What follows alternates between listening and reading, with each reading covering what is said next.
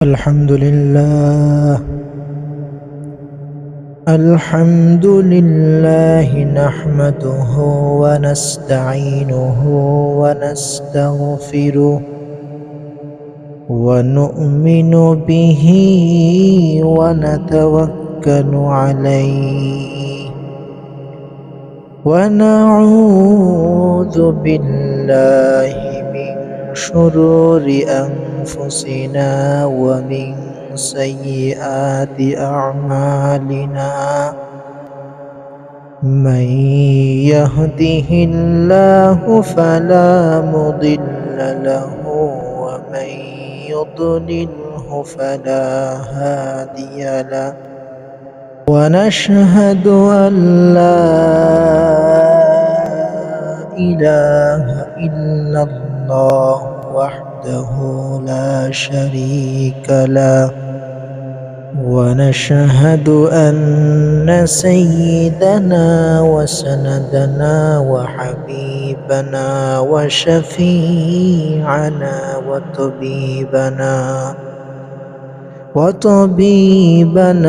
وطبيب قلوبنا وأولانا ومولانا محمدا عبده ورسوله الذي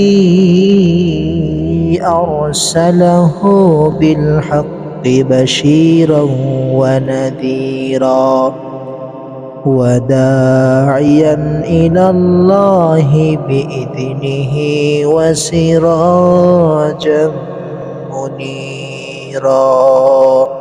أما بعد فقد قال الله تعالى في كلامه المجيد وفي فرقانه الحميد. أعوذ بالله من الشيطان الرجيم. بسم الله الرحمن الرحيم. وما خلقت الجن والإنس إلا ليعبدون. ও মুসলমান ভাইরা আমার, এই মুখ আপনাকে আল্লাহ তাআলা দিয়েছেন, আপনাকে কথা বলার শক্তি তিনি দিয়েছেন। মাঝে মধ্যে বোবা মানুষের দিকে তাকিয়ে দেখবেন আল্লাহ তাআলা আপনাকে কেমন মূল্যবান নিয়ামত দান করেছেন। একটি শিক্ষণীয় ঘটনা, ট্রেনে একবার কোথাও যাচ্ছিলাম। আপনারা জানেন ট্রেনের সিটগুলো সামনাসামনি থাকে। আমার সামনে একজন বাবা তার ছেলেকে নিয়ে বসে আছেন। ছেলেটা দেখতে চাঁদের মতো সুন্দর। সুন্দর বাচ্চা কাচ্চা দেখলে সকলেরই তবিয়ত অভ্যাস হলো একটু দেখতে মন চায়, একটু কোলে নিতে মন চায়, কাছে ডেকে আদর করতে মন চায়। তাই আমি ওকে হাতের ইশারায় আমার কাছে ডাকলাম। ছেলেটা আমার দিকে ফেল ফেল করে চেয়ে আছে, কিন্তু কোনো কথা বলতে পারছে না।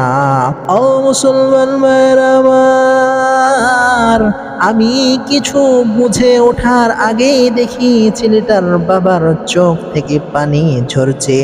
ওর বাবা বলছে, ওস্তাদজি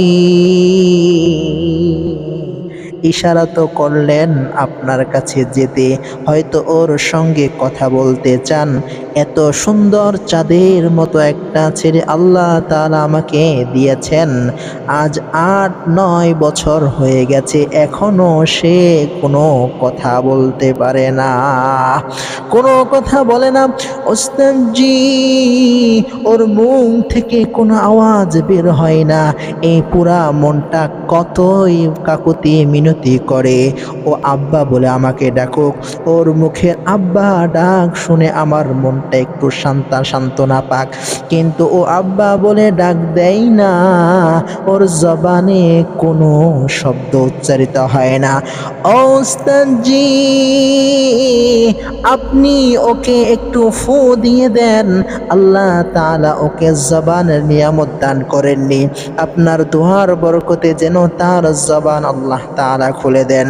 মুসলমান ভাইয়েরা, আমার কথাগুলো মনোযোগ সহকারে শুনবেন, অন্তরের কান দিয়ে কথাগুলো শ্রবণ করতে হবে।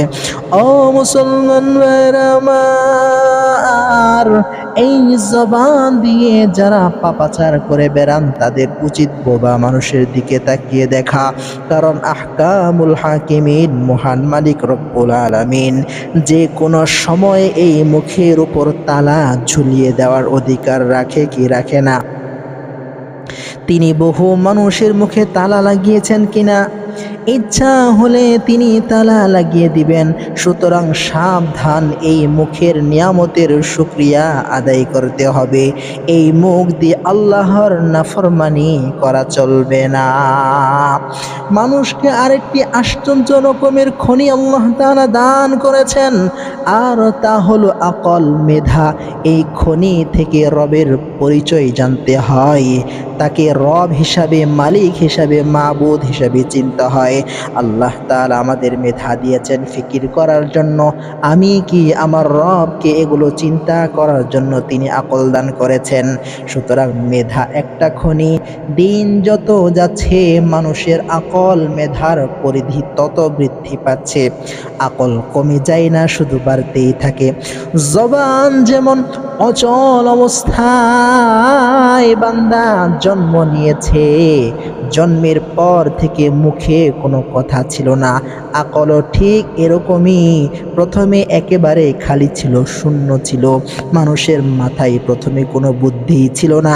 জন্মের পর খেলতে খেলতে নিজের বাথরুম নিজেই খেয়ে ফেলেছিল, এত বেকুব ছিল, কোনটা আগুন আর কোনটা পানি তমিজ করার ক্ষমতা ছিল না, কোনটা পাক আর কোনটা নাপাক তা আকল দিয়ে চেনার উপায় ছিল না। কিন্তু ধীরে ধীরে মানুষের মধ্যে আকলের জন্ম হয়, মানুষ ধীরে ধীরে একে ওকে বুঝতে শিখে, তার বুঝ দিন দিন পরিপক্ক হয়, আকল প্রতিনিয়তই বাড়তে থাকে। পৃথিবীর মানুষ সর্বপ্রথম খুব সামান্য আকল আর বুদ্ধি নিয়ে বসবাস করেছে। এক সময় তারা শুধু ফলের উপরে নির্ভরশীল ছিল, গাছে যে ফল ধরতো সেই ফল শুধু চিড়ে খেয়ে নিজেদের জীবিকা নির্বাহের কাজ সমাপ্ত করত। কোনো চাষাবাদ তারা জানতো না, জমিতে নাঙ্গল দেওয়া বসতো না।